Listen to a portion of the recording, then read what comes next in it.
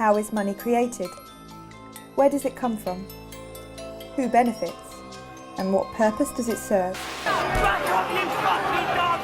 What is a money system? What is the money behind the money system?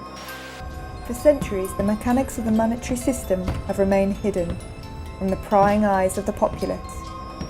Yet its impact, both on a national and international level, is perhaps unsurpassed. For it is the monetary system that provides the foundations for international dominance and national control. Today, as these very foundations are being shaken by crises, the need for open and honest dialogue on the future of the monetary system has never been greater. This economic crisis is like a cancer. If you just wait and wait thinking this is going to go away, just like a cancer, it's going to grow and it's going to be too late. What I would say to everybody is get prepared. This is not a time right now to wishful thinking the government is going to sort things out. The governments don't rule the world. Goldman Sachs rules the world. We're on the verge of a perfect storm. In opposition lie corrupt and entrenched interests that lurk in the corridors of power, for whom there are no reasons to relinquish privileges they feel are justly deserved. Has he got a reform plan for the NHS? No. Has he got a police reform plan? Has he got a plan to cut the deficit? Order! Miss Order! Order! Do you trust the government? Order! Try to calm down and behave like an adult, and if you can't, if it's beyond you, leave the chamber, get out, we'll manage without you. This is the Band 600 feeding station. There's no coincidence that boom and bust started to become a real cyclical issue around about the 1700s when William Paterson founded the Bank of England. Eat her, now! This is intolerable behaviour as far as the public... No, it's not funny. Only in your mind is it funny. It's not funny at all. It's disgraceful.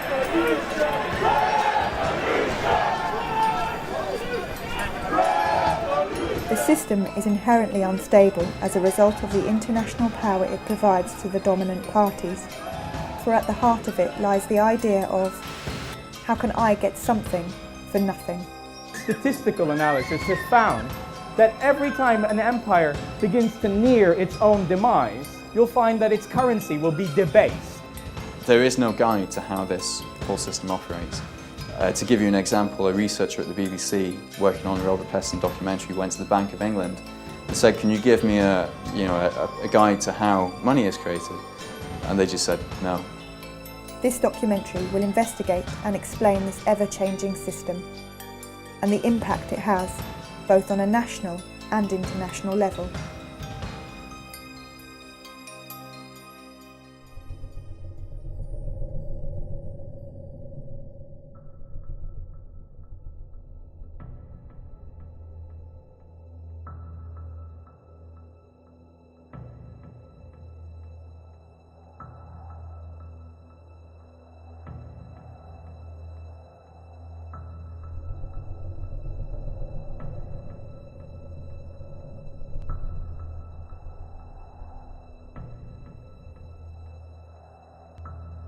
In 2010, the total UK money supply stood at £2.15 trillion. 2.6% of this total was physical cash, £53.5 billion.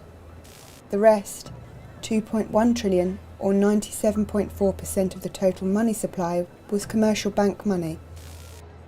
The 3% of money is created through the central bank, and that money, essentially, if you created a £10 note, you could sell that to a bank to put into their ATM, and the bank would have to repay that £10 or buy it for £10. There'd be no interest charged on that money, but that money is then essentially transferred to the Treasury, and it's a form of fundraising for the government. It's called Seigniorage.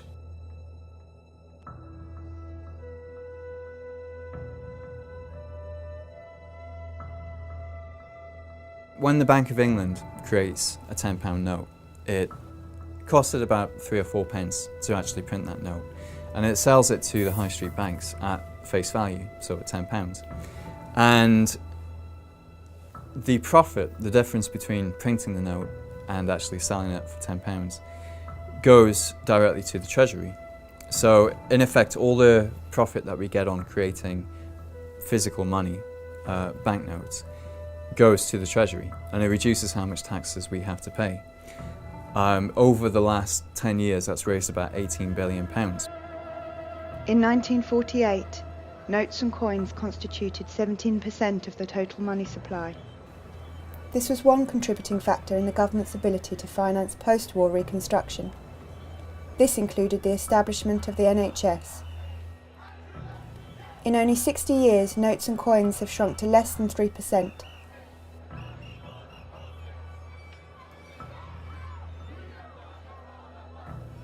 Prior to 1844, banknotes were created by private banks, and the government did not profit from their creation. Pre-industrialisation, there was multiple forms of money coexisting, and so the kind of rise of government-sponsored fiat money is a relatively recent phenomenon. In the 1840s, there was no law to stop banks from creating their own banknotes, so they used to issue paper notes as kind of a representative of what you had in the bank account. Instead of you taking your heavy metal coins out of the bank and then going and paying somebody with them, you could get your paper which said how much money you had in the bank, and you could give that to somebody and they could use that to go and get the heavy metal coins from the bank. Now over time, these paper notes became as good as money. People would use the paper notes instead of going and getting the real money from the bank. And obviously, as soon as the banks realised that what they were creating had become, the dominant type of money in the economy, they realised that by creating more of it, they could generate profits. They can just print up some new notes, lend it, and get the interest on top of that. And they did that, up until the 1840s. In the 1840s, they pushed it just a little bit too far, and that caused inflation. It destabilised the economy. So in 1844, the Conservative government of Robert Peel actually passed a law that took the power to create money away from the commercial banks and brought it back to the state. So since then, the Bank of England has been the only organisation authorised to create paper notes. Since then, everything's gone digital, and what we now use as money is the digital numbers that commercial banks can create out of nothing. The problem was that they did not include in that legislation the deposits, the demand deposits held in banks by individuals, or electronic forms of money, which essentially what those demand deposits are today. Most of the money in circulation is electronic money, and it's bank demand deposits that sit in our account. So in a way, the legislation needs to catch up with developments in electronic money and the way that banks actually operate. Money held in bank accounts are called demand deposits. This is an accounting term the banks use when they create credit.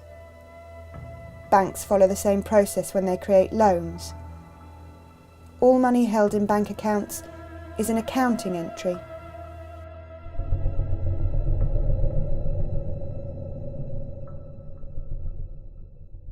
The reality is now that most money is not paper and it's not metal coins, it's digital. It's just numbers in a computer system. It's your Visa debit card, it's your electronic, ATM card. It's plastic, It's numbers in a computer system. You move money from one computer system to another. It's all a big database. And this digital money is what we're now using to make payments with. It's what we actually use to run the economy. I think a lot of people in the UK probably think that the government or the central bank is in control of most money in circulation and issues new money into circulation, but that's not the case. It's private banks that create the vast majority of new money in circulation and also decide how it's allocated. The official terminology for this accounting entry is commercial bank money. When banks issue loans to the public, they create new commercial bank money. When a customer repays a loan, commercial bank money is destroyed. The banks keep the interest as profit. There's a lot of misconceptions about the way banks work. There was a poll done by the Cobden Centre where they asked people how they thought banks actually operated. Around 30% of the public think that when you put your money into the bank, it just stays there and it's safe. And you can understand why, because every child has a piggy bank where you keep putting money in, and then when it's a rainy day you smash it and you take that money out and you spend it. So a lot of people keep this idea of banking, it's somewhere safe to keep your money so that it's there for whenever you need it. The other 60% of people assume that when you put your money in, that money's then being moved across to somebody who wants to borrow it. So you have a pensioner who keeps saving money her entire life, and then her life savings have been lent to some young people who want to buy a house. But actually banks don't work like that.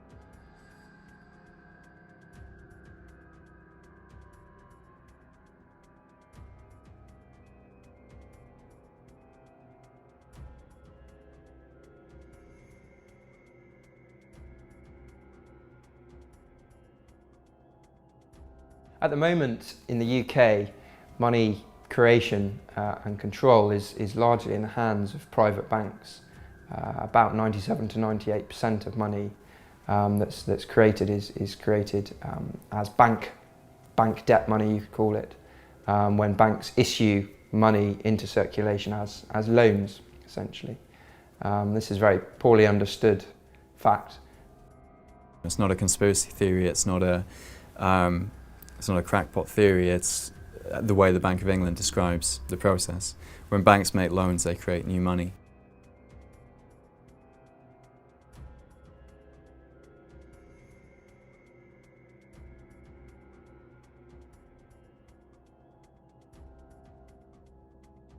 A few economists will realise the way the money system works, but if you don't realise the way that money works, then you think that everybody saving is going to work well for the economy.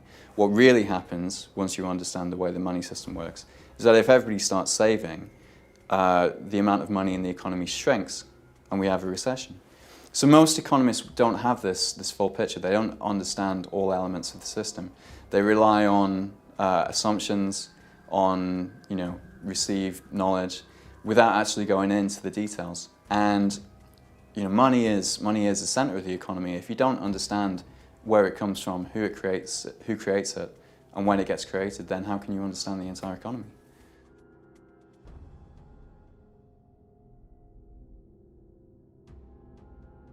When the vast majority of money that we use now is not cash, but it's electronic money, then whoever's creating the electronic money is getting the proceeds of creating that money. And obviously, creating electronic money is much more profitable than creating cash, because you don't have any production costs at all.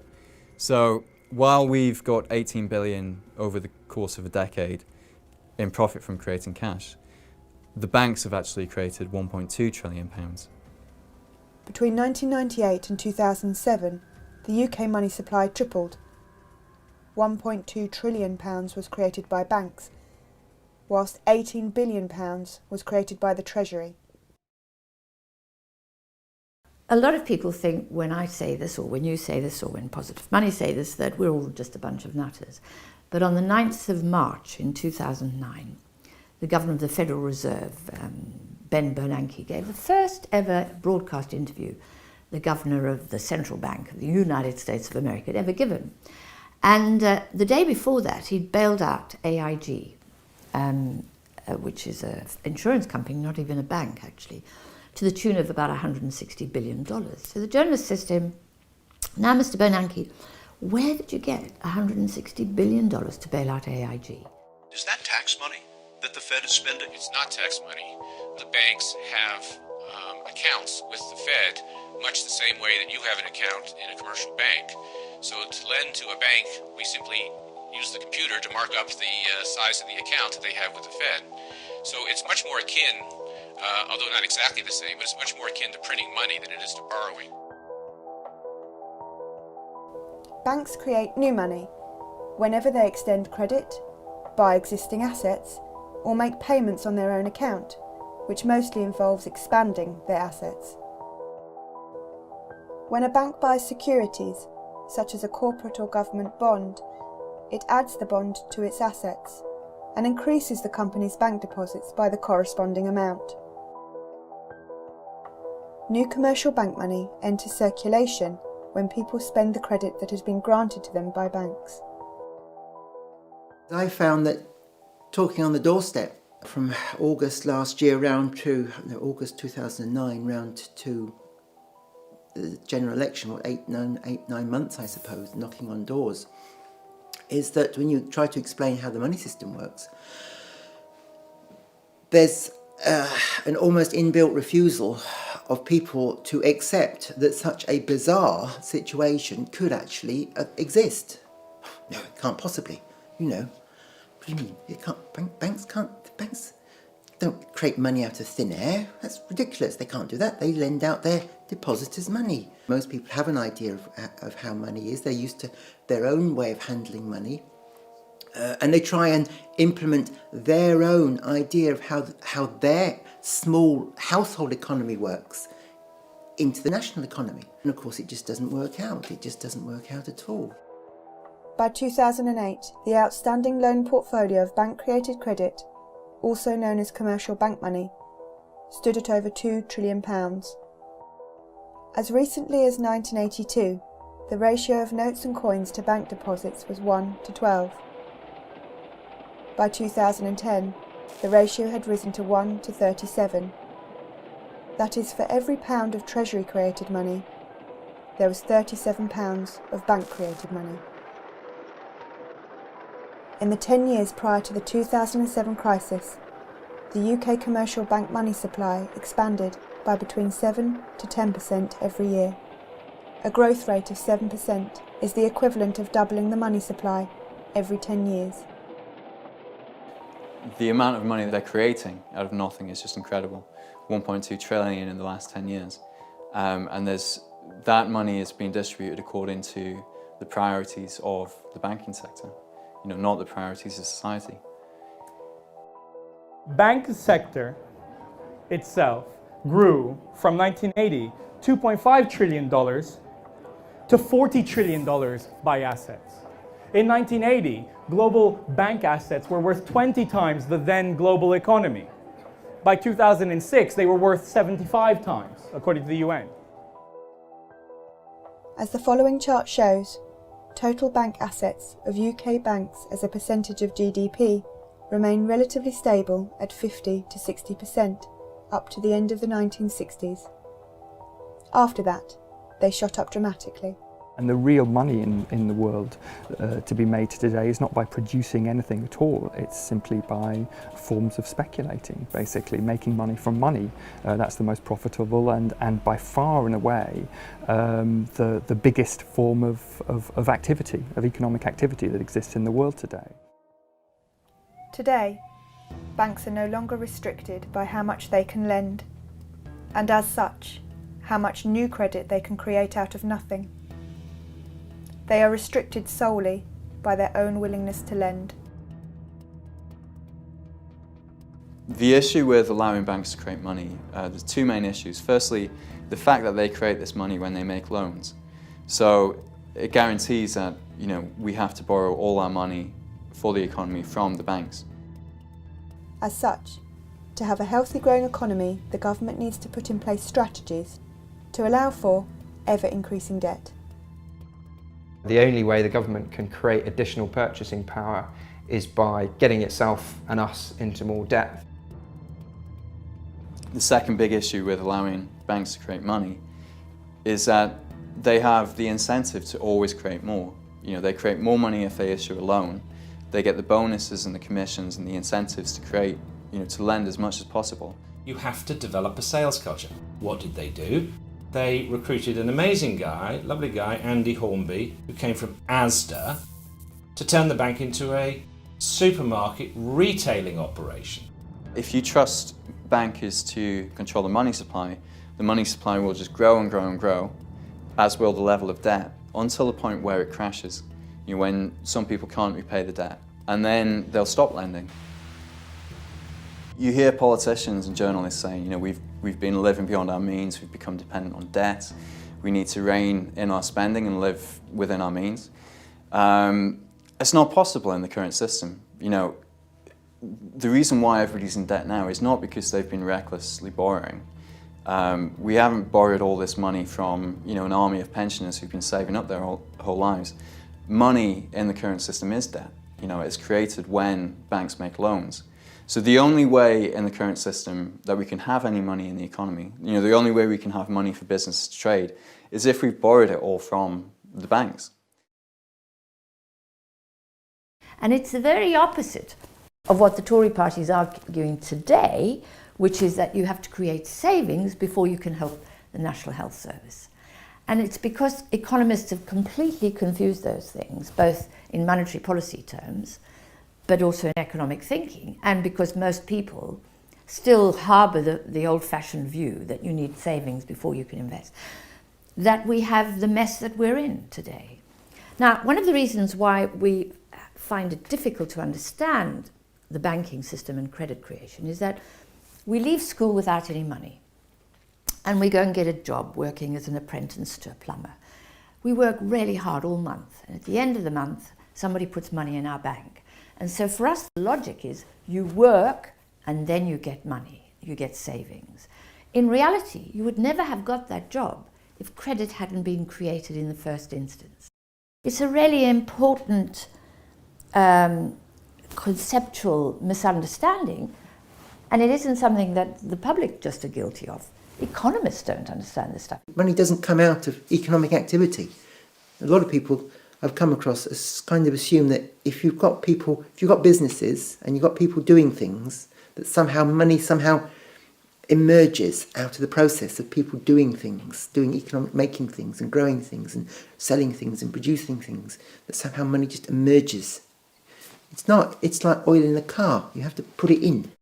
When I see David Cameron talking about how we need an economy not based on debt, but we need an economy based on savings, he just doesn't know what he's saying. It's ridiculous. It's absolutely absurd, and it shows his complete lack of understanding of how our money system actually works. What he's essentially saying is that we need an economy with no money. If everyone was saving, we'd have mass disappearing of money, which is essentially what a bank write-off is.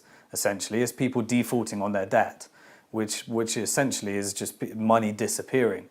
But if people weren't taking on the debt, then it's just such a joke. It's such an amateur understanding of how our economy works and how the monetary system works and how money is actually created. So I really do get a laugh out of watching what people are actually saying, and they're all just regurgitating what they've learned off each other, and you just hear the same things, and it just makes me, it really gets on my nerves when I hear people talking about we need more regulations, we need to regulate the way banks are actually, and the bonus. It's all just one big smokescreen and working on all the symptoms of a greater disease, which is really, you need to look at the money system, the way money is created.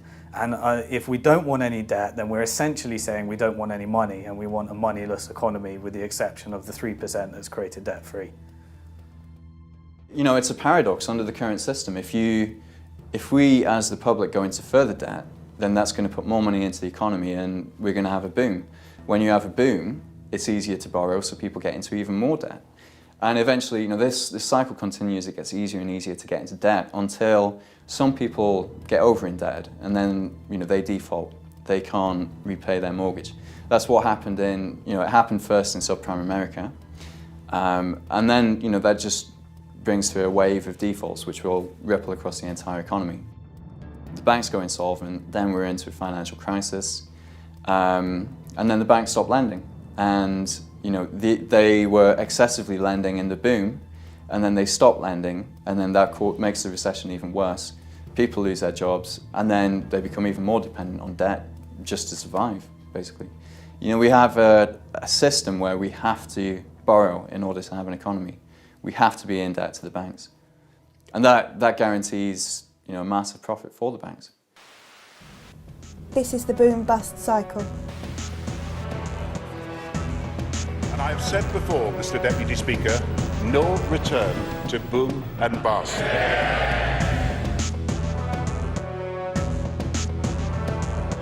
Net bank lending must forever increase. We're paying interest on every single pound. Even if you think the money belongs to you, somebody somewhere is paying interest on that money. The banking system has such a huge impact on the world, but only because it supplies our nation's money supply. We have to protect them, we have to subsidize them, we have to allow them to continue, because the disaster of a bank collapse affects us all in a huge way. And anyone that says that we shouldn't have bailed out the banks doesn't quite understand the nature of our monetary system. That's like eliminating a huge chunk of our money. But also, bailing out the banks is perpetuating a system which is never going to work anyway. So whatever we do, we're always going to have this cycle until we separate how money is created and the activities of banking. Then the banks can do as they wish. They're a normal business like everyone else. There's a major democratic issue here as well. I mean, you have these private profit-seeking banks creating up to £200 billion a year and pumping that into the economy wherever they want, basically, wherever it suits them. Whether they're pumping it into these toxic derivatives or putting money into housing bubbles, just making housing more expensive. £200 billion in 2007 of new money coming into the economy, created out of nothing. And where that gets spent determines the shape of our economy, effectively. So if we're going to allow anybody to create new money out of nothing, then we should at least have some democratic control over how that money is used. I mean, would we rather have had that money used for healthcare, to deal with some of the environmental issues, to reduce poverty, or would we rather have it to make houses more expensive so that none of us can afford to live in a house? You can see it as a subsidy, a special super subsidy to the banks for the right to create money, which should be for the benefit of the public and spent through a democratic process.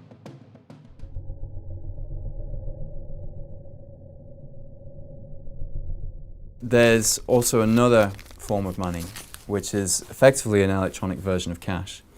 And it's a type of money that the commercial banks use themselves to make payments between each other. The high street banks don't want to be carrying around huge quantities of money because it's dangerous and it's inconvenient and it's expensive. You have to hire security guards for that type of money. So what they do is they pay each other in what is an electronic version of cash, which in the industry is known as central bank reserves. They keep this electronic cash in accounts at the Bank of England. But as a member of the public, you can't access this electronic cash. You can't get an account with the Bank of England. What they do is they effectively sell this central bank money to the banks. And they do this by creating it out of nothing and using this money to pay for bonds, to buy bonds from the high street banks. So the high street bank will come along with a bond which is effectively government debt, and it will give it to the Bank of England, and in return the Bank of England will type some new numbers into the bank's account at the Bank of England. So effectively they're creating central bank reserves out of nothing. The Bank of England creates central bank reserves by increasing the available credit in the settlement bank's account with the Bank of England. The settlement bank in return posts bonds or sells assets as collateral for the reserves. A total of 46 banks hold central reserve accounts at the Bank of England. Smaller or foreign banks hold accounts with one of these 46 banks to allow them to accept or make payments in pounds sterling. Prior to March 2009, the Bank of England would ask each of the major settlement banks how much reserve currency they needed. The settlement banks would then swap a bond for the reserve currency and agree to repurchase the bond for a specific amount at a specified future date. The settlement banks would then receive interest at base or policy rate for the central bank reserves they held. Since the crisis, settlement bank central reserves have shot up dramatically.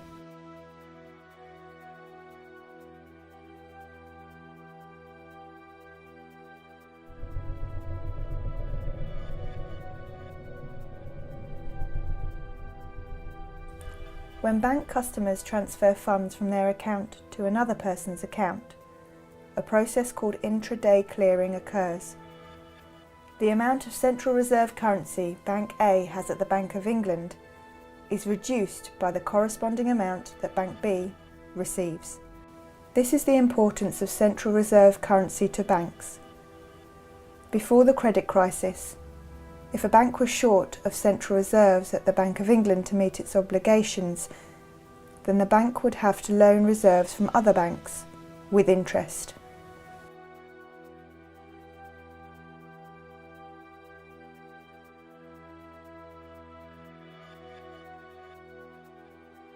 If you sell something on eBay, you know that that deal's not complete until you get some money put into your account. You know, most people actually want to see the money in their account before they're happy to close on a deal.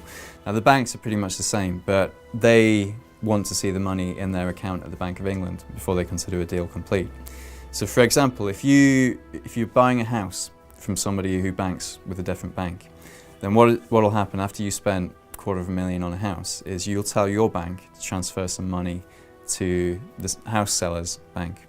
And what the bank will do is actually instruct the Bank of England to move $250,000 from their account at the Bank of England to the bank of the house seller. And that money will actually move across between the accounts at the Bank of England. When that money is moved across, then the banks will consider that that payment has been made, it's been settled. They don't really deal in the kind of money that we have in our accounts. They deal in this special money that can only be used at the central bank. There are millions of people across the country, all transferring money to each other using only a few major banks. These banks can keep a tally on their computer systems, and usually many of the movements cancel each other out at the end of the day. The 5 major banks, RBS, Lloyds, HSBC, Barclays and Santander, hold over 85% of all deposits. As there are a limited number of banks in the system, the Central Reserve money can only be moved around them in a closed loop. The money is just circulating through this system over and over again. And if you think about it, a £1 coin could be used to make £1 billion of payments if it was circulated 1 billion times.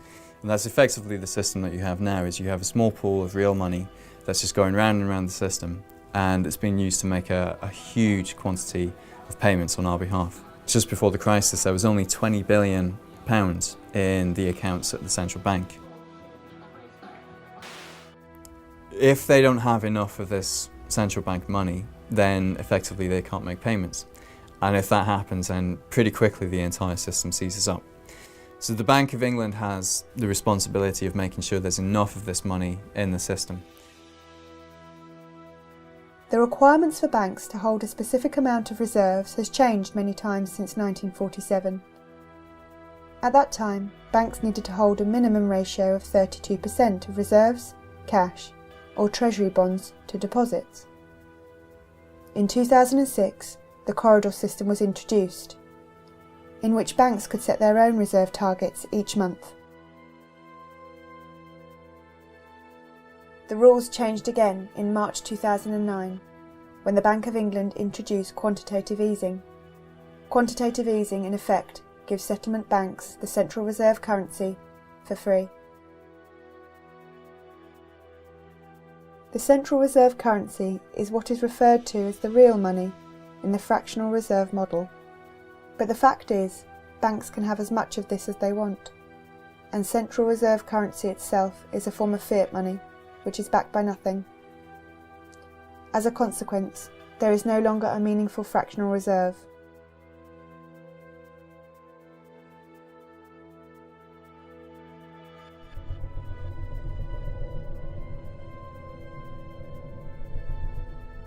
If you look over the history, the last 150 years or so, you start off with the development of a gold standard that really comes to the fore in the 1880s, 1890s, where essentially countries peg themselves to a particular defined value of gold, and then they have an agreement to fix that value, to hold that value, and to trade gold amongst themselves to make sure the balances are all there, and also to try and restrict or expand or contract activity in their own economies to make sure that the balance, that particular fixed price is maintained. That disintegrates after the First World War. I mean, this is where the whole thing breaks apart. Very major dislocation in the international monetary system at that point, not really resolved until you get Bretton Woods agreements at the end of the Second World War, in which everything is pegged to the dollar and the dollar is pegged to the gold. So you're kind of one remove from gold backing, or saying that there is a definite, sort of solid commodity money behind the paper money and the credit money that we're all using over here. You're kind of one remove from it. After Hiroshima, Tokyo wondered when the next atom bomb would fall. They did not wonder long.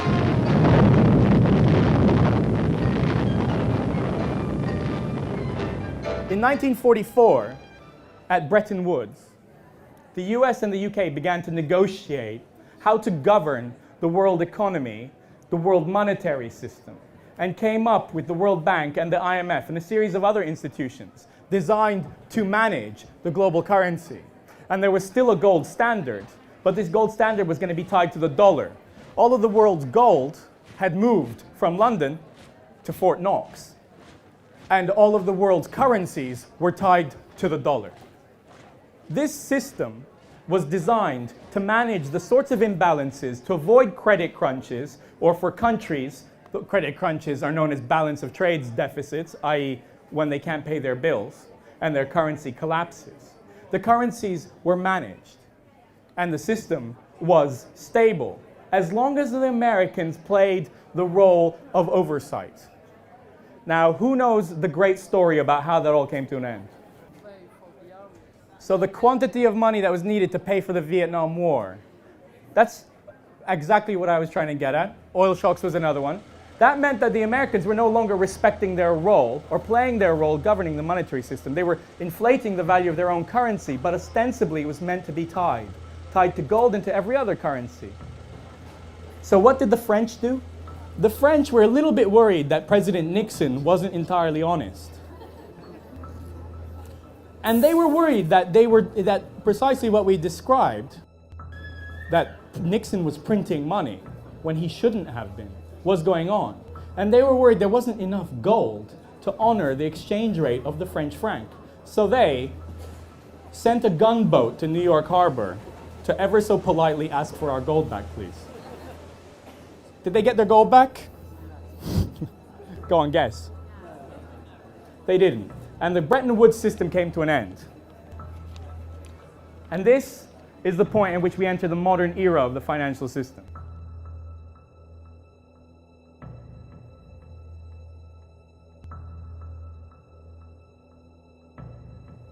Historically, money creation was pegged to a commodity, often gold, but today it is pegged to nothing.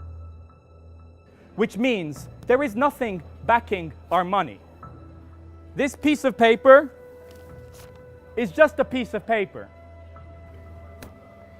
Where does this leave us?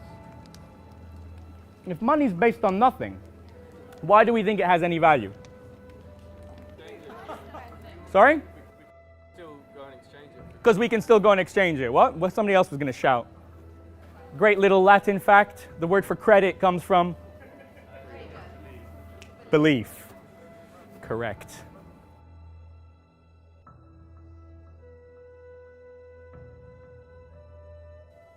Since the collapse of the dollar gold standard in 1971 and the deregulation of the financial system, money creation has grown exponentially.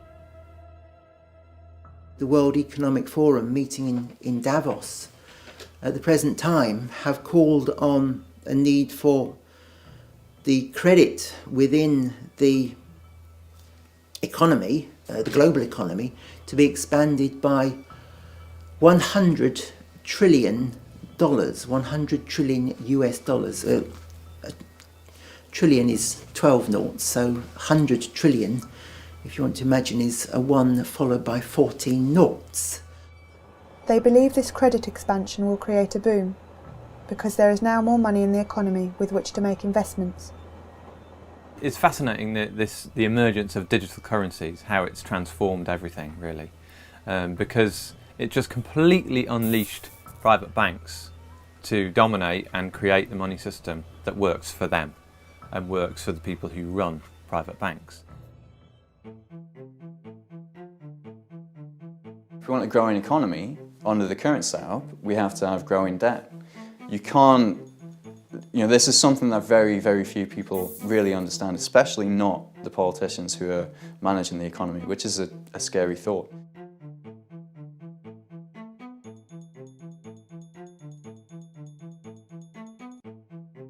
As the money supply grows, more money is available, which can be invested in productive avenues. However, it can also be used to gamble and drive up asset prices.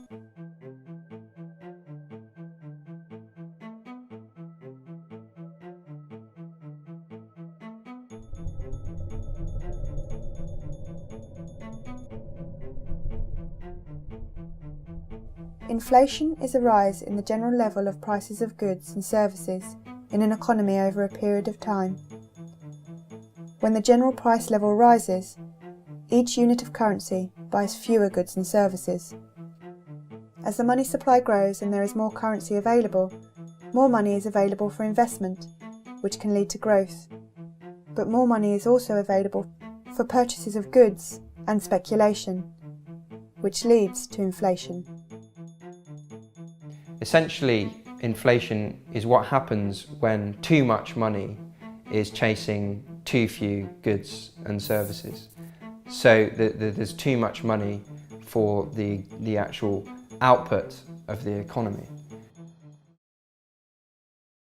In the 7 years between 2000 and 2007, the money supply doubled, and the banks, the central bank, the Bank of England in this time, was under the impression that they had it under control because they were saying, prices aren't going up that much. Of course, they were only looking at prices in your local corner shop. They weren't looking at the price of housing, and housing is, the biggest expenditure that most people will make.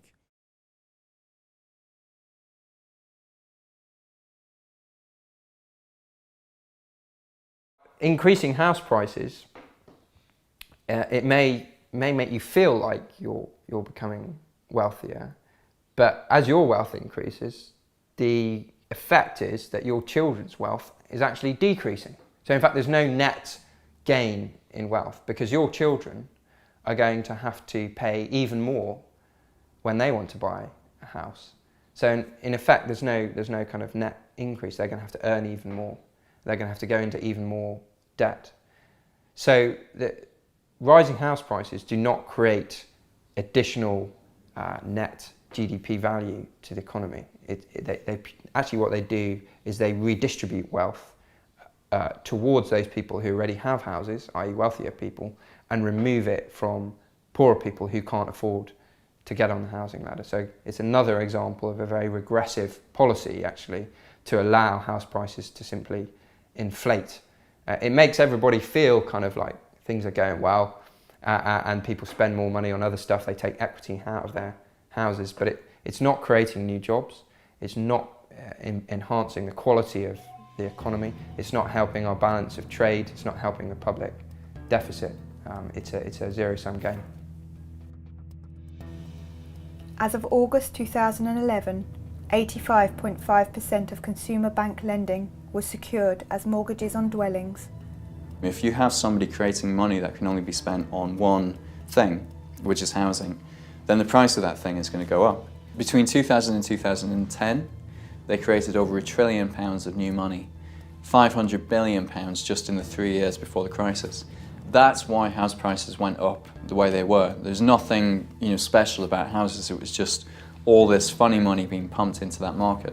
If money is spent into the economy, into a lot of money goes into houses, for example, into mortgages, that's an increase in the amount of money in the economy without a corresponding increase in activity, in output, in GDP. It's non-GDP based spending. That's what causes inflation, and in the UK we've had it in spades we've had this massive housing boom, and the main cause for the housing boom, in my opinion, is the huge amount of speculative credit created by the banks to go into houses. If houses were cheaper, they would be easier to build, more of them would be built. There would be less huge houses with hardly any people in them. London would not be the centre of a kind of very rich speculative orgy where all the richest people in the world want to get a property in London because it's seen as a great asset. Houses would be seen as places to live primarily rather than places to invest. Important thing to think about is if you're a bank and you've got to make a loan, you have choices. You can give that loan to a small business, and you'll know that the risk to you of that loan failing, defaulting, is actually quite high because that small business, the owners of that business, have limited liability, which means if the business goes bust, you as a bank are getting nothing back, essentially. That's it. So that's kind of high risk compared to loaning your money to somebody with some collateral, with a house behind them, like a mortgage. So there's a kind of simple incentive for banks to prefer putting money into housing than into a small business. Now that's a real problem, or if you widen that out across a whole economy, because it means there's an incentive, to put money into speculative rather than productive investment. So again, we have to think about how we create a monetary system that is more balanced between those two kinds of speculative and productive investment. The government showing very little, enormous reluctance to regulate the housing market and to, again, regulate the amount of money that banks put into houses. We don't decide who creates credit for what. No, we leave that to a couple of chaps in a bank to decide, basically.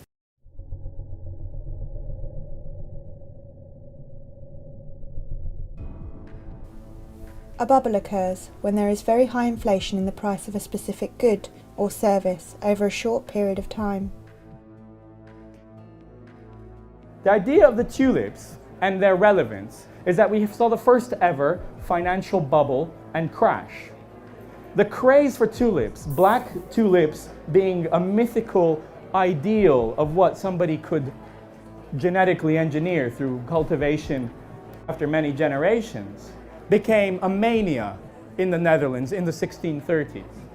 What they didn't realize was that many of the very, very rare patterns on tulips were caused by a virus and weren't genetic at all. But they traded in them, to the extent that tulip bulbs got to the point where they were worth 10 times the average annual salary of a person working in the Netherlands. There was a futures market in tulip bulbs because obviously you plant them now, but you don't know what's going to come out of the ground. So we see already 400 years ago that a money system or a financial system is not something that exists in the abstract, somewhere out there in the ether, but something that was to do with states, power, trade, and how they interact with each other. Unlike tulips, which are a disposable luxury, houses are both a necessity and a luxury, and as such they are ideal as a vehicle for money and bubble creation. A dwelling is perhaps the most prized possession of value most people aspire to. Inflating house prices in this way allows a nation to expand its money supply without affecting inflation data. The additional purchasing power created increases the perceived wealth in relation to other nations, and thus it creates relative power. It is a way of increasing monetary power without investing in the productive growth of industry. But certainly if you look at Britain and America as outstanding examples of this, these are countries with very high rates of private home ownership, so you've got a good base to try and perform this sort of policy off the back of. I think it was quite deliberate in the case of the US, almost explicit. It was Alan Greenspan, as head of the Federal Reserve, when confronted by a stock market crash at the end of the 1990s, quite deliberately slashed interest rates to almost zero. Everyone can borrow very, very cheaply, In particular, it's very easy to borrow against a house because this is an asset and it's potentially something that a bank can say, well, okay, we're not just lending you money unsecured, you actually do have a house, and that's great because we can repossess it. They won't tell you this when you take the mortgage, but they can do this. And that bubble is then what fuels expansion, such as it is inside the US and inside the UK, where something similar takes place for the next decade or so. I think it's also a reflection of an underlying weakness of these governments, that they simply lack the will and possibly the ability, but I think it more comes down to a will to challenge financial markets, to challenge big capital and say, we're going to do something different now and you're going to have to go along with it because we've been democratically elected and you lot frankly haven't, and we have a mandate to do this and we're going to make this happen. Just remember, it's all part of the plan. What are you yapping about? You voted for it. In Holland, or in the Netherlands, what we had over a period of trying to get independence initially from Spain and trying to raise money to get an army to free themselves was financial innovation. They innovated public lotteries to get money together. They had public subscription. This was the idea that led to the idea of public shares, a piece of the action that anybody could invest in. That meant that something like 2/3 of the population was investing in tulip bulbs by the 1630s. After independence, these instruments were applied to financing expansion. Why was such a small country able to hold its own against so much bigger countries, for example, Spain and Portugal, that had the benefits of their empires for over a century in respect of the Netherlands? Why could they compete? On what resource basis? Well, they had a more efficient, a more involved, and a broader-based financial system with these instruments that they'd innovated that allowed them to bring more money to bear at one point than anybody else more quickly. Incredible, but true.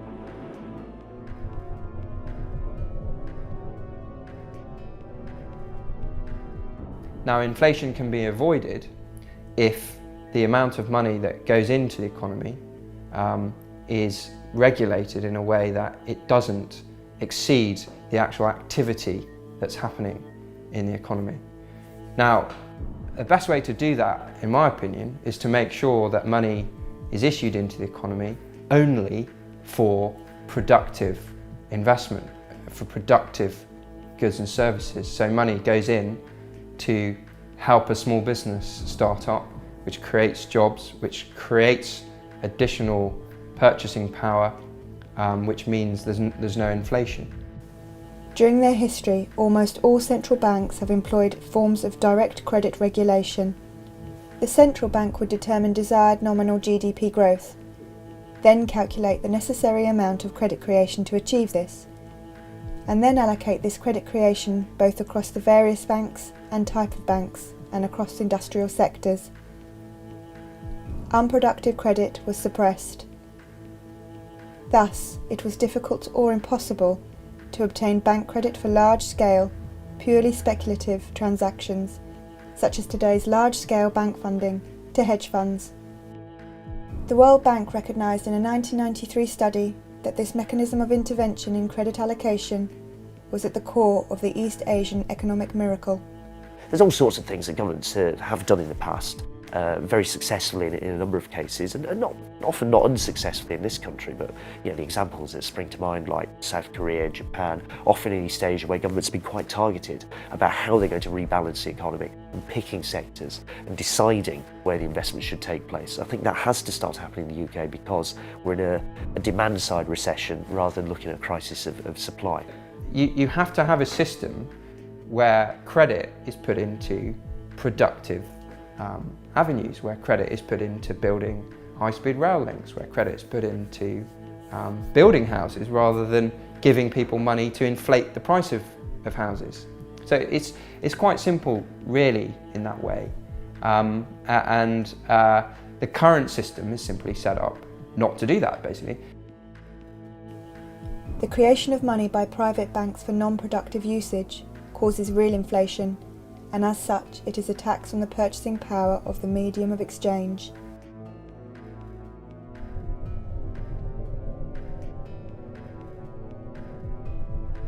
The figures for the UK are quite stark, actually, that average, median, real incomes so that's, what the bit in the middle, for most people declined over the last 8 years or so. They're now in quite sharp decline as we go into the recession. I mean, the sharpest really since about the 1930s, put it that way. So real incomes are declining. Bank-created fiat currency allows the private banks to suck wealth from the economy and over time results in a gradual decrease in the standard of living.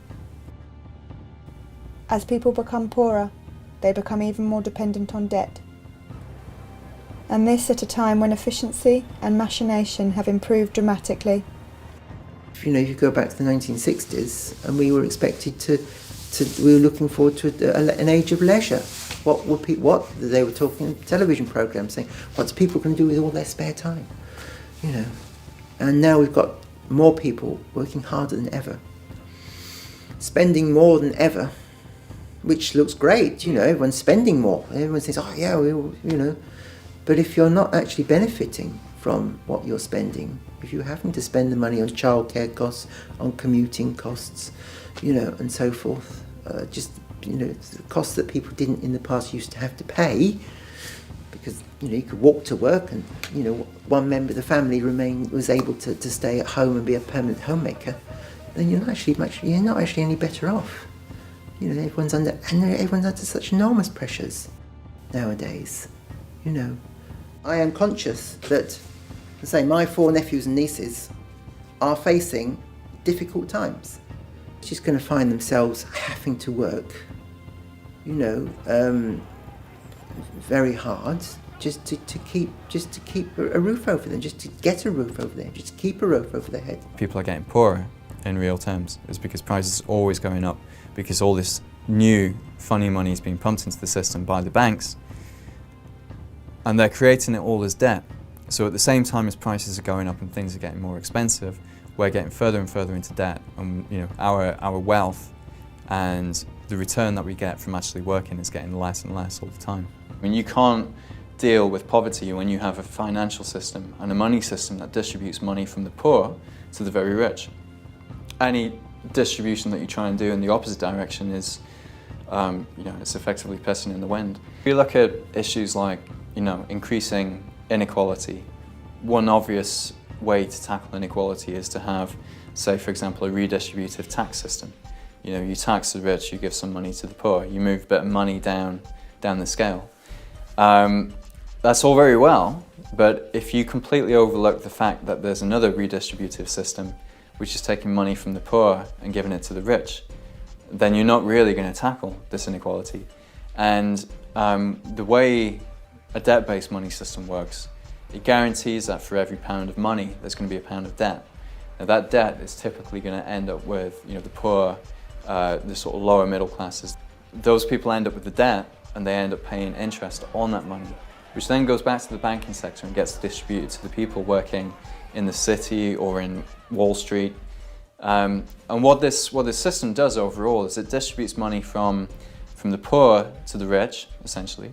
Distributes money from the poorer regions of the UK back to the City of London. And it also distributes money from all the small businesses, all the little factories around the UK, and distributes that money back into the financial sector. We have a system whereby the activity of actually supplying occurs under the very same roof as the same organisation that's responsible for profiting from putting together borrowers and lenders, i.e. a bank. So a bank creates our nation's money supply as well as making loans for profit. The government cannot allow the banking system to fail, because if it did, over 97% of all money would disappear. This is why, in the event of a crisis, the risk is transferred to the taxpayer. But even during normal times, banks receive numerous guarantees and benefits beyond the right to create money. Bill, by the way, I know the Bank of America is a very big bank. It happens I've got $32 there myself. Now, just between us, what assurance do I have that this money is safe? Well, all deposits up to $10,000 are assured or insured by the federal government in Washington. That's my guarantee. Huh? Yes. Have you heard that the federal government is about $280 billion in the hole?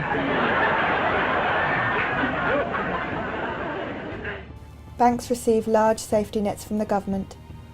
The taxpayer guarantees £85,000 as deposit insurance, and the Bank of England provides liquidity insurance in case a bank runs out of reserve currency.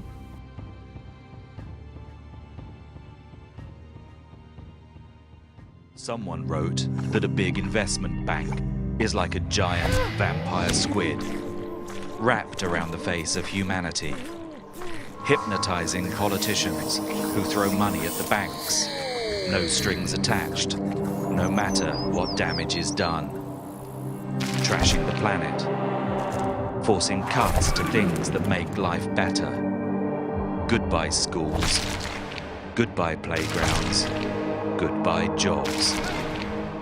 The bankers that we bailed out then gave themselves bonuses that were bigger than the first wave of public spending cuts. Britain alone gave the banks more money than it cost to put a man on the moon, 6 times over. Where did our money go? Who let the banks get away with it? Why? Can vampire squids ever be useful? No government yet is brave enough to tame them. Perhaps they need a plan.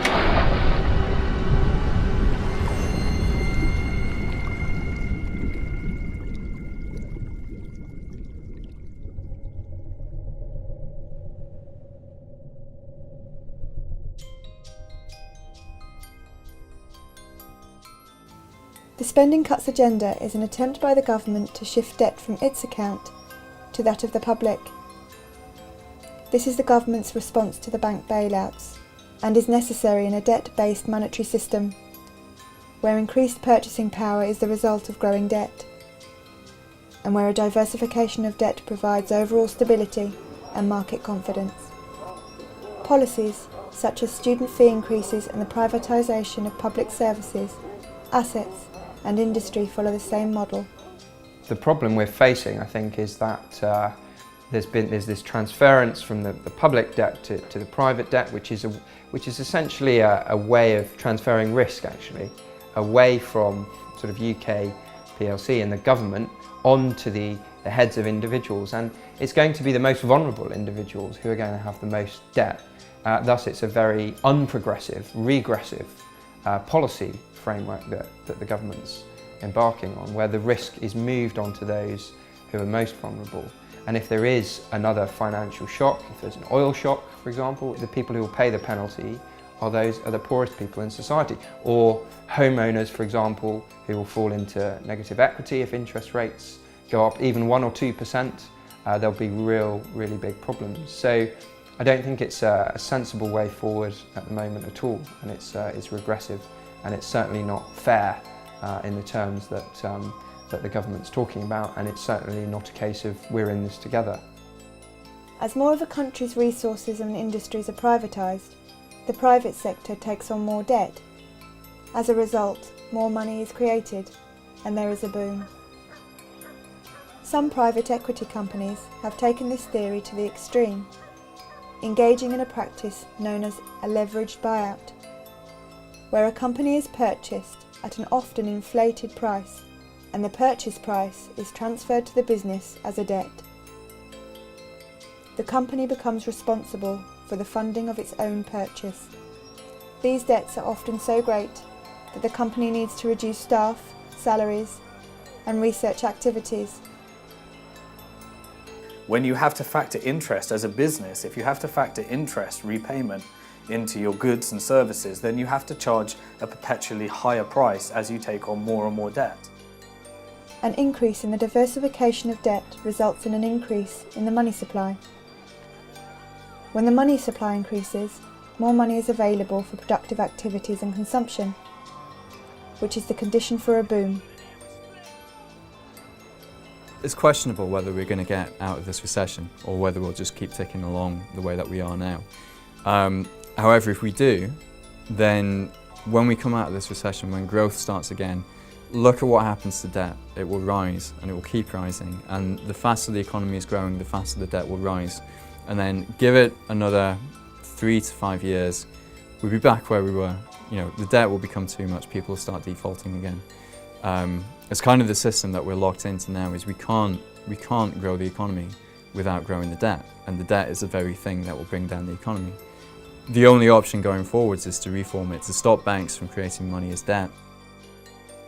By fixing the monetary system, we can prevent the banks from ever causing another financial crisis.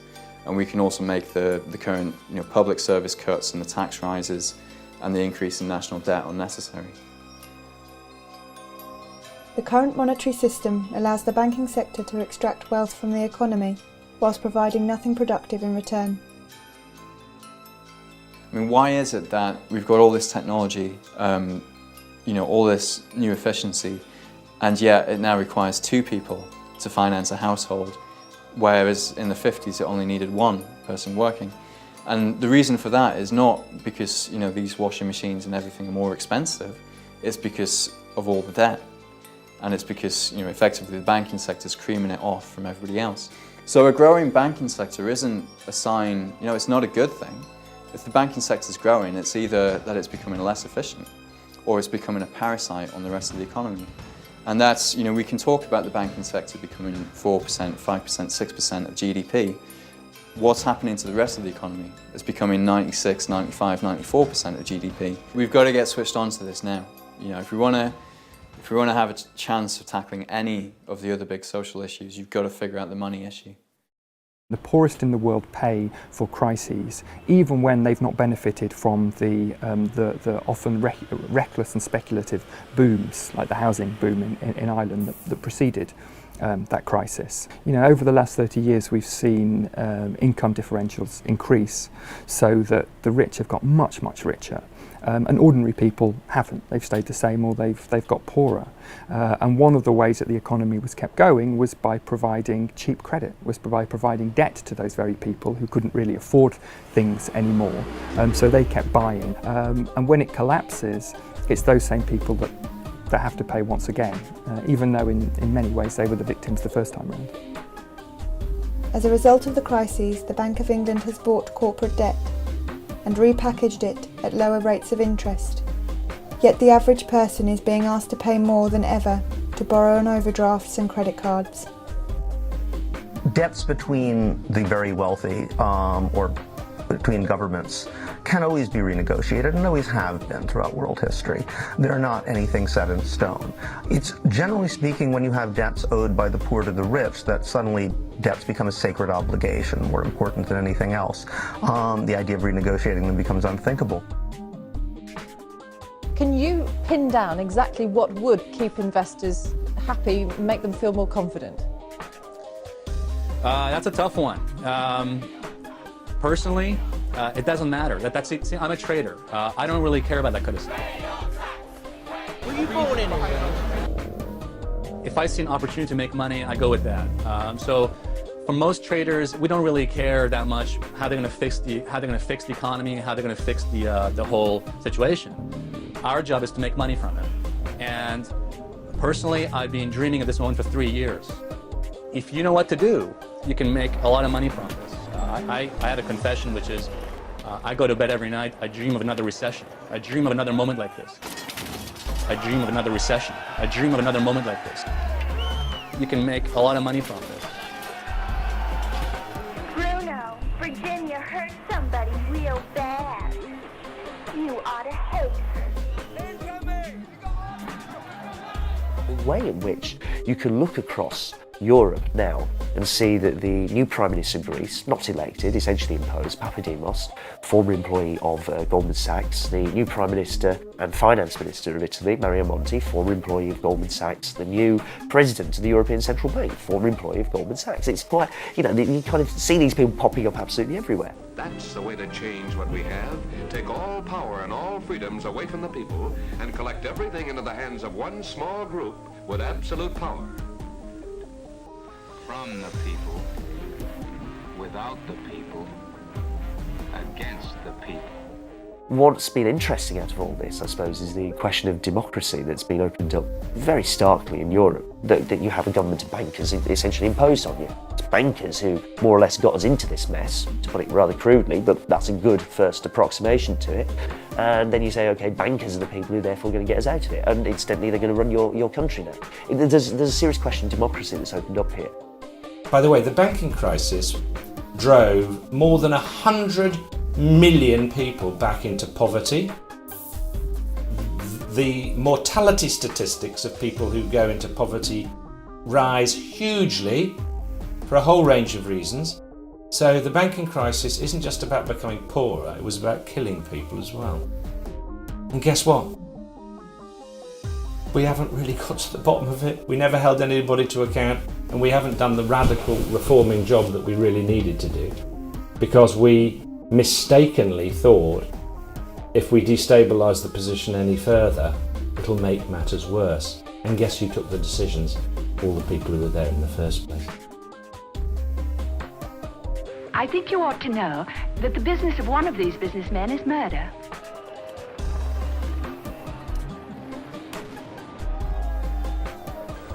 Their weapons are modern. Their thinking 2,000 years out of date.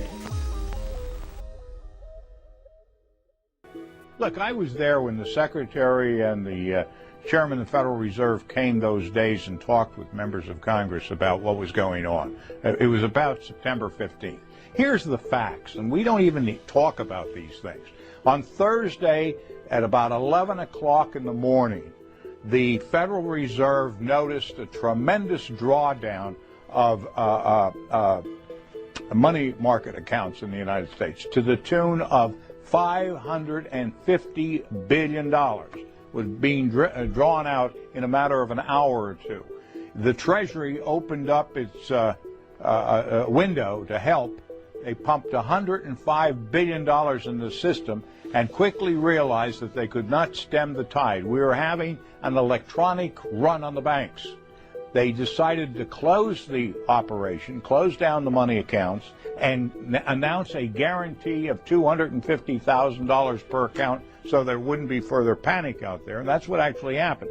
If they had not done that, their estimation was that by 2 o'clock that afternoon, $5.5 trillion would have been drawn out of the money market system of the United States, would have collapsed the entire economy of the United States, and within 24 hours the world economy would have collapsed.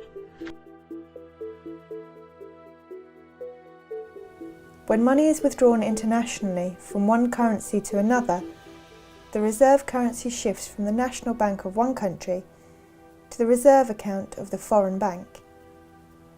Foreign banks have relationships with local banks that allow them to hold foreign reserve currencies whilst not being a part of the central bank scheme at the local central bank.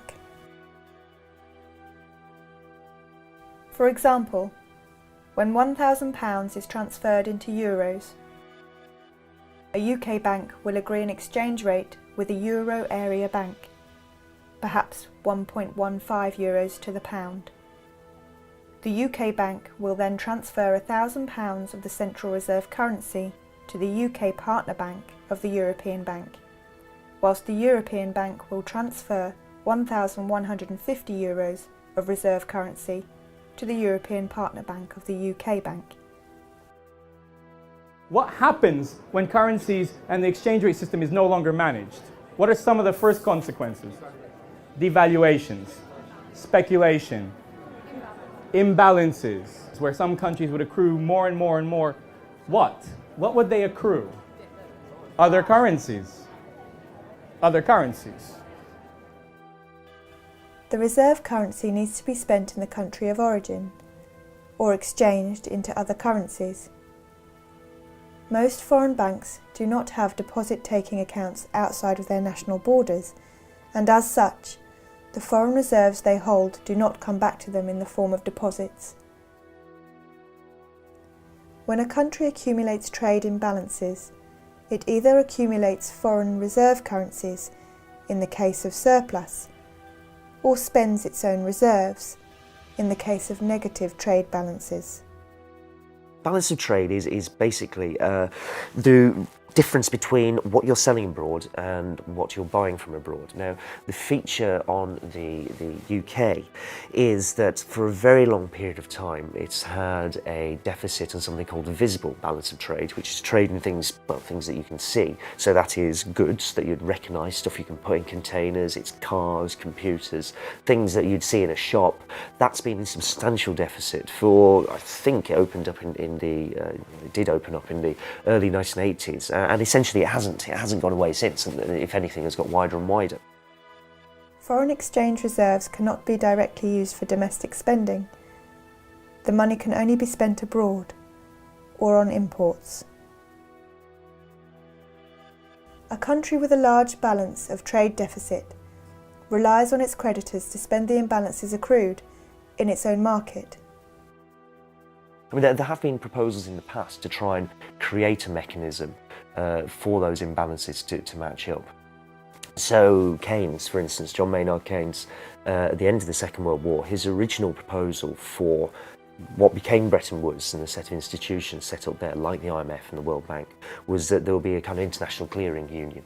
This is particularly relating to the trade side rather than the sort of the financial side directly. But the principle was that, you know, once trade balances had opened up, everybody would bank through an international clearing bank, and that would kind of force everyone to eventually reconcile the imbalances that appeared in the real economy. But no such mechanism exists. The accumulated net trade imbalance for the UK is around £800 billion.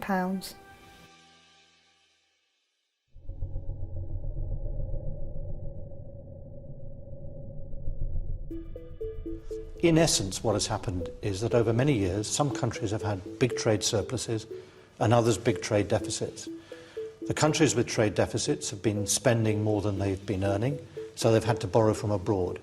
And they've been doing this year after year. Countries like that are the United States, ourselves, and some other countries in Europe. That cannot go on. And there are two ways in which this can come to an end. Either, and we're seeing this in some other countries in Europe, if they can't find new ways to become competitive, then their ability to repay the debts is called into question.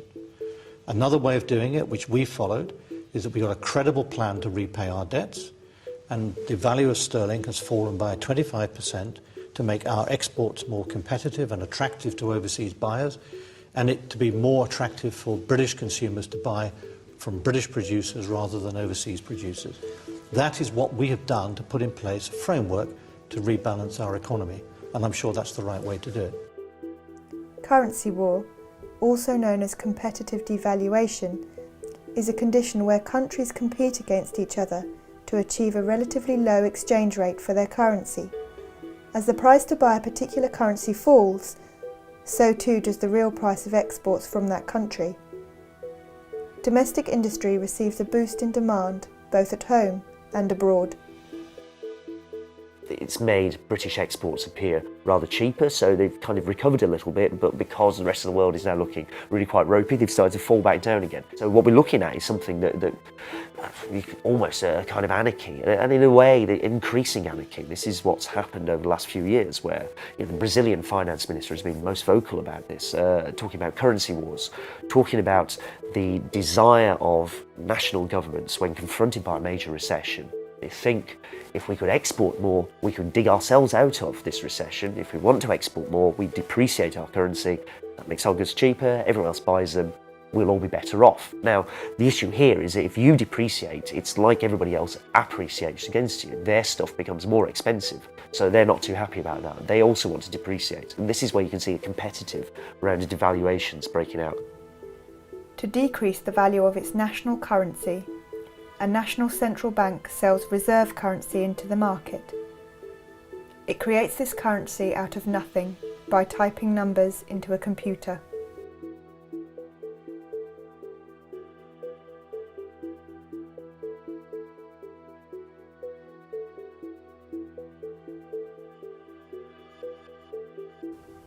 During the long phase of commodity money, the exchange rate would depend on the amount of gold, silver, or copper contained in the coins of each country.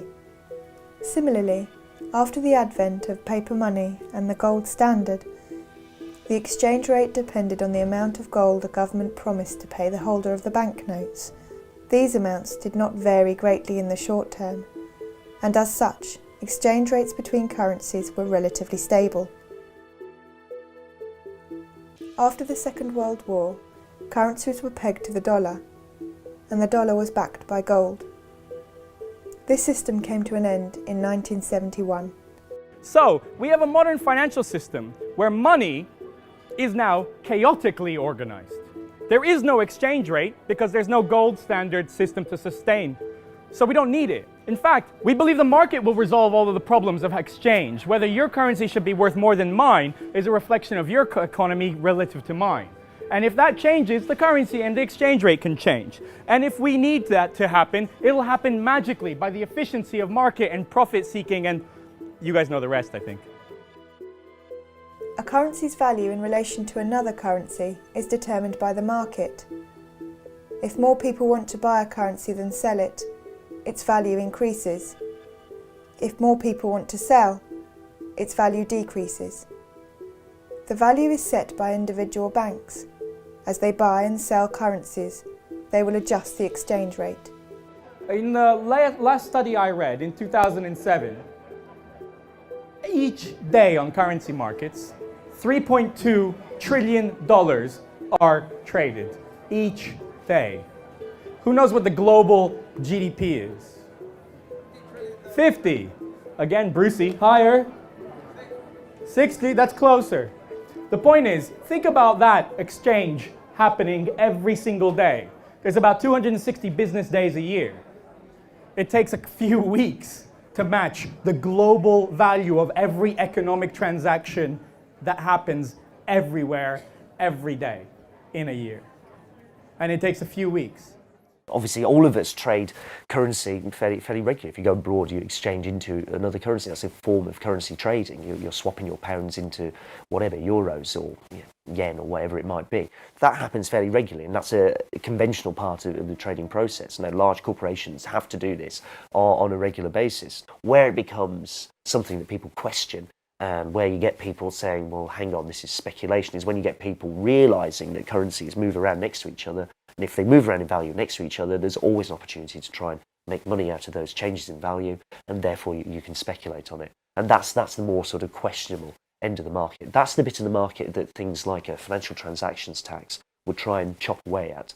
Because the assumption there, and it's kind of not incorrect, is that this just produces instability for everyone else. That these people want volatility in the market because that's how they make their money. They want to encourage it, and they do encourage it by trading and speculating in the way that they do. By 2010, the foreign exchange market had grown to be the largest and most liquid market in the world, with an average of $4 trillion of currency being exchanged every day. Volatility creates a need. What does it do to countries, especially perhaps small ones like developing countries, if there are suddenly huge and instantly fluctuating financial flows? What do they have to do to cope? The production of the products that they're selling on the Increase their production and sell more, lowering the price of it, lowering the price, and becoming possibly even poorer. Once you start talking about the international system, it becomes really quite a peculiar thing, in that a lot of it depends on simply sentiment and beliefs about what an economy is like, rather more than it depends on anything the economy might or might not actually be doing. And that can shift very, very rapidly, because if it's just somebody's belief about a currency is supportable, then they can carry on believing this until whenever. If that belief changes, and can change very rapidly in a financial market, the process of financial contagion can take place in just minutes, seconds even, that you can just move from being apparently quite a stable, robust economy to being one that suddenly sentiment has turned against you, and you find that markets are picking on you. And it can often be not much more than you're simply a next door neighbour of a country that's currently in trouble. Many of the world's financial crises in the past 30 years have been caused by rapid withdrawals of the nation's currency or the currencies of an entire region. This type of activity is often referred to as financial warfare. it's benefited major institutions really quite substantially. Goldman Sachs, for example, or any large bank, has done somewhat better out of this set of arrangements than it would have done in a far more regulated environment. It's made people very, very wealthy. It's allowed financial markets to expand absolutely enormously. Anybody involved in that is keen on seeing a deregulated world. In the case of the UK, you have a government which has been quite overtly and deliberately and aggressively arguing against any forms of regulation being imposed on those financial markets. But it's not the case that someone's behind the scenes pulling the strings. It's that this is how the thing works quite deliberately, quite overtly in front of you. That's the world as it is. It's making some people very rich. They're quite happy with it. I think it is a form of economic warfare. Much of the change in the way that the global economy works over the last 30 years result from this debt, this third world debt, because it's given rich countries and banks and the financial sector enormous amounts of power and control over the poorer bits of the world where a lot of the resources are that we like using. And that's been used in a way that many people have compared to a form of colonialism. I mean, it's a very real, direct form of power that's been used over those countries to force those countries to do what are really in the interests of the richest segments of the world that they do. And as a result of that, not only have corporations become absolutely, made huge amounts of profits and become absolutely enormous and all pervasive, but the financial sector has become even bigger than that. And the real money in the world to be made today is not by producing anything at all. It's simply by forms of speculating, basically making money from money. That's the most profitable and by far and away the biggest form of activity, of economic activity that exists in the world today. To protect themselves, vulnerable countries need to accrue currency from rich countries who create these currencies out of nothing. The Netherlands' first Governor General of Indonesia, the man who built the trade routes, fortified them. What I mean by that is built forts along them and fought Spanish fleets and British fleets, said about the development of the Netherlands Empire and Netherlands trade was, "We cannot make trade without war, nor war without trade." Money and power.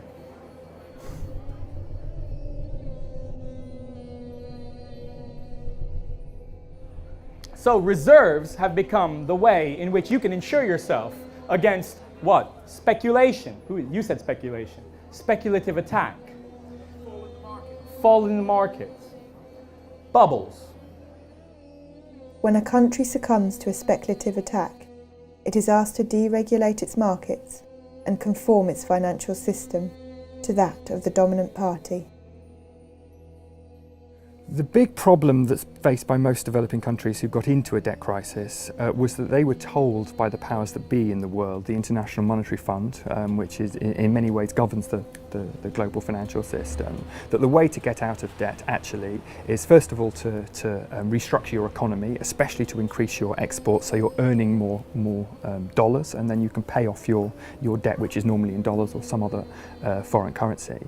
Unfortunately, time and time again that was proved to not be the case at all. Actually, countries cut back their public spending to the bone, so they stopped growing, they stopped having any potential for growth, and what they did produce was aimed at the export market, was aimed at creating dollars and so on. So they were paying off their debts, but they weren't developing their own economy at all. They were paying far, far, far more in debt repayments than they were spending on health or education or anything else, and their debts just kept getting bigger and bigger and bigger. The country becomes a vassal state, allowing large corporations to exploit its natural resources and workforce.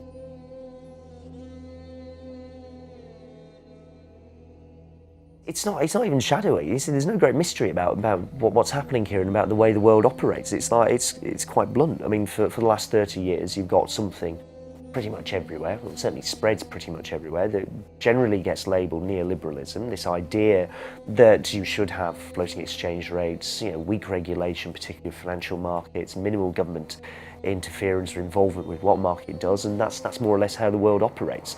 And then there are institutions, and the outstanding one at this point is the IMF, that will actively try and enforce this state of affairs. So it's not greatly shadowy, if you see what I mean, that there are people behind the scenes somewhere trying to manipulate stuff. It's actually, this is quite overt. This is happening, and this is how, for my entire adult life, actually, is the way it starts to look like. This is how the world has operated, and it's made some people very, very wealthy. It's produced enormous concentrations of wealth. So when the International Monetary Fund comes in order to try and alleviate a country's debt problems, it imposes a set of conditions. And in the 1980s and 90s, they called that set of conditions structural adjustment programme. And it tends to take very similar forms wherever it happens. And indeed, we can see structural adjustment programmes, in essence, happening today in countries like Greece and Portugal and Ireland, where countries are instructed to decrease the amount that they spend on the public sector. They are instructed to liberalise their trade market and liberalise their capital market, so money can much more easily come in and out of their economy. And the idea is that this will encourage investment to come in from richer parts of the world, and that all of their problems will be solved from this investment. And in actual fact, this has proved time and time again to be completely without foundation. In actual fact, what happens is it destroys fledgling industries and capacities in these developing countries, and developing countries become completely dependent on goods and services from developed countries, and also from capital from developed countries. One of the things the International Monetary Fund is very keen on is telling countries to lower the taxes that should be paid by multinational corporations when they come and operate in a country, because then you'll encourage more multinational corporations to come in. Of course, what it also means is the profits that are made by those multinational corporations leave the country just as quickly, and the country itself doesn't benefit. And today you have many developing countries which have got almost no tax base. They've not developed a tax base at all, and so they're even more dependent on international capital markets, on the money markets, on creating debt. And that's why you have so many countries in the world that have really been robbed of their sovereignty. It's very difficult to see how democratic societies can evolve or function when actually a government is more dependent on the diktats of the International Monetary Fund and the money markets than it is on their own people.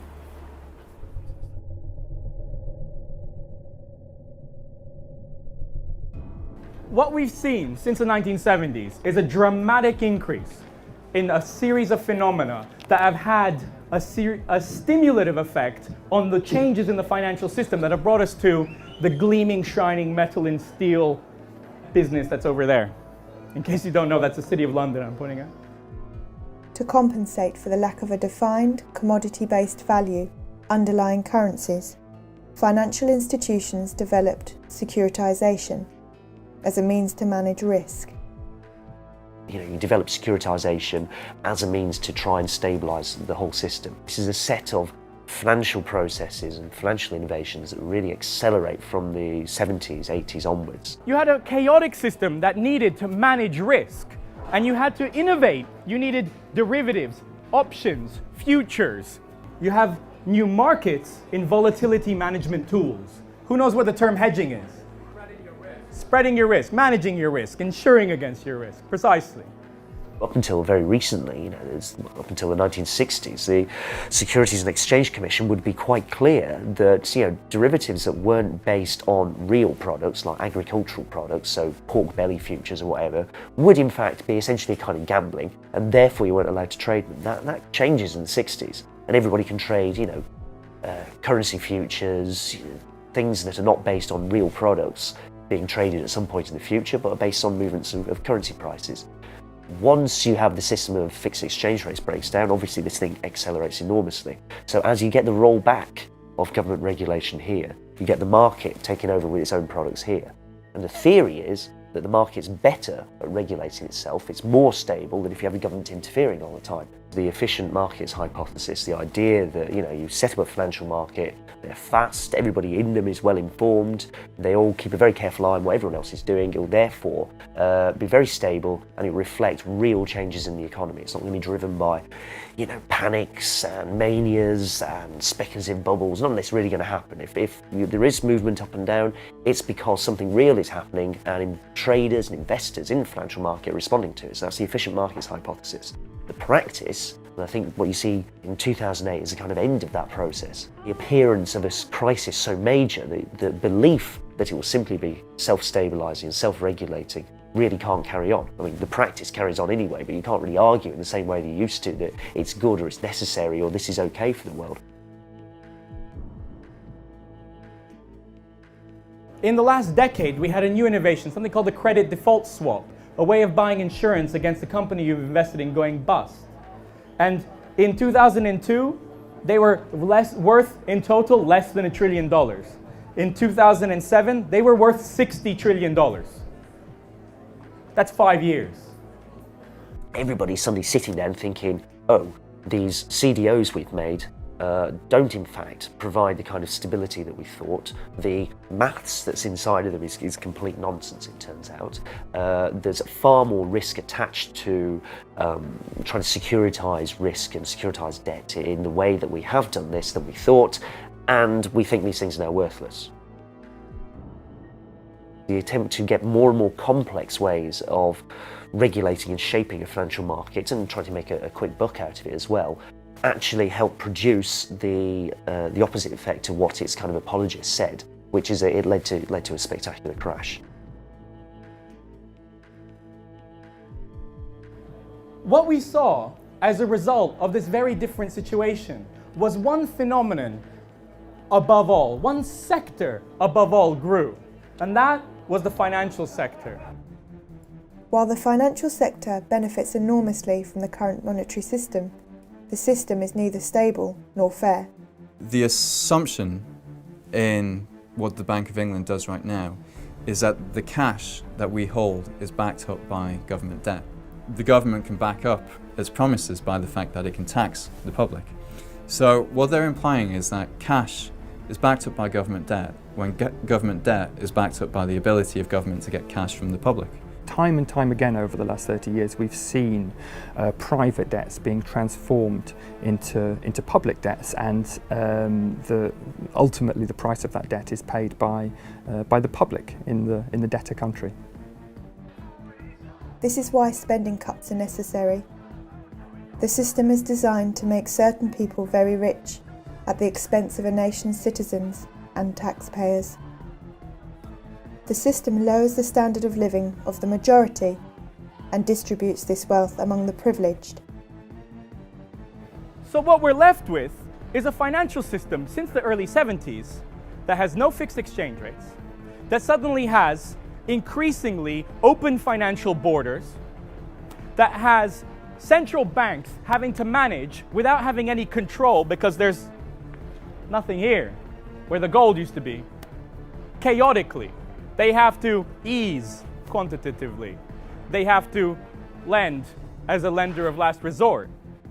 Throughout history, monetary systems were designed to give the dominant international power an advantage, and this power is fiercely defended and expanded on.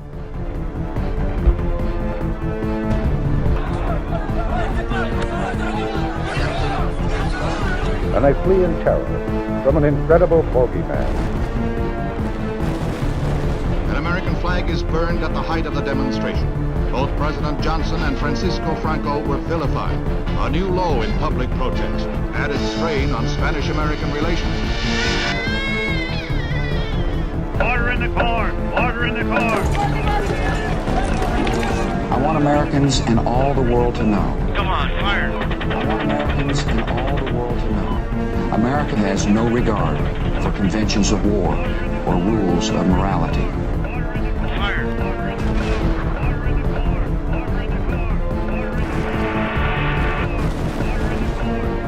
Objection overruled.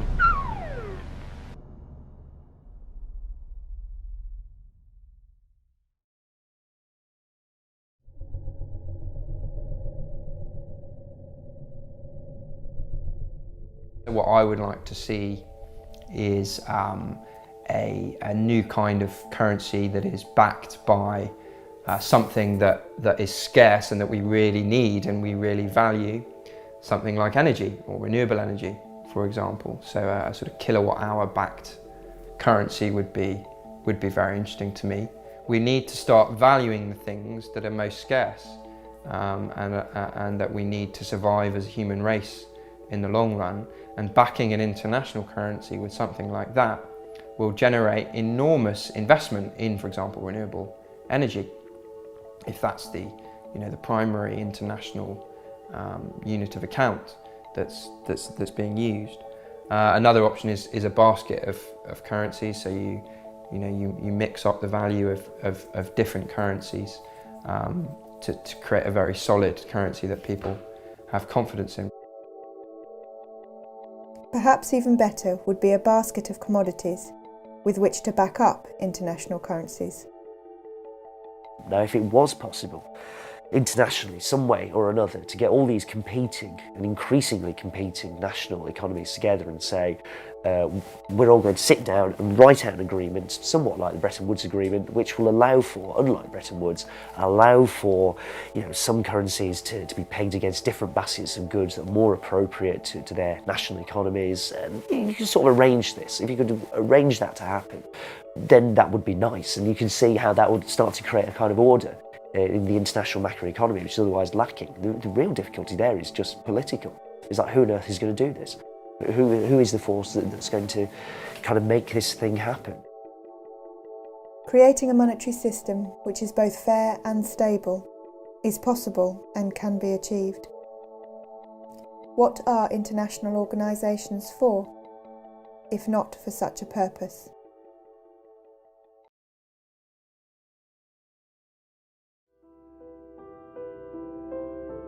This is George. George worked in a big bank in the City of London. But one day, without warning, George's bank went bust. Luckily, the government rescued the bank and George kept his job. But the greedy government wanted something in return for their help. They demanded a higher tax on George's salary and bonus. For someone with a high-cost lifestyle like George, a shock like this can be devastating. Now George struggles to afford the rent on his riverside apartment in central London. The tyres on his Aston Martin are wearing thin and are barely road legal. Unless George's situation improves, or unless someone like you helps him, then George may even be forced to walk past the next Savile Row tailors and buy his suit from Topshop or Next. Even if George had anything to celebrate, he can no longer afford the champagne to celebrate with. George is not alone. Countless others are suffering like him, and no one knows how long it'll be until the good times return. But with your help, George can turn his life around. A simple monthly donation from you can bring a bit of sunshine back to George's life. Just £395 will help him celebrate minor achievements with a magnum of Cristal champagne. As little as £900 will help George buy a new set of tyres for his Aston Martin. £2,000 can help George recover his self-esteem with a suit from a prestigious Savile Row tailor. But even a small amount will help. Just £200 will buy a meal for George and his girlfriend Experience. Just £200 extra will buy the drinks. By adopting a banker, you won't just be supporting someone like George in a time of need. You'll also be supporting the trendy wine bars of the City of London, the luxury car makers of Italy, and the tailors of Savile Row. You'll be doing your patriotic duty to support Britain's greatest industry in its time of need. And when the good times return and George gets his bonus back, the taxes he pays will help fund the public services that the rest of you scroungers depend on. So please, until the good times return for George and those like him, will you give today?